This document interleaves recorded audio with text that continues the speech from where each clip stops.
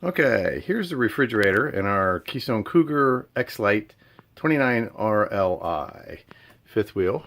You can see it is the standard Dometic model. Here's a couple of tips to make your refrigerator work a little bit better and cool a little bit better. We never had any problem with the freezer.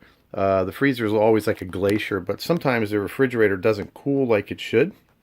So I had an old computer that I took apart, and I pulled the fan out of the CPU, the cooling fan out of it, and I just soldered in a little USB port, and it's running in the refrigerator right now. You can't even hear it. And I soldered in a little USB power cord, and I plugged in a little battery, and here we are. And now it's running. So all you got to do, and this is removable, you just unplug the USB, and the fan stops running.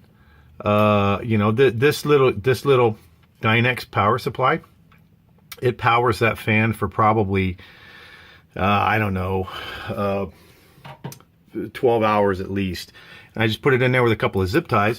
What this does is it's going to draw the air, the cool air from underneath it. It's going to circulate it all around the refrigerator. So the second thing I did is I went to Target and I bought one of these, a Lacrosse wireless thermometer. Okay, for 15 bucks. And it consists of this unit, you know, with battery operated. And it sends to the sending unit, which I just put on a zip tie. I hang it in there. And I just put this unit on the counter.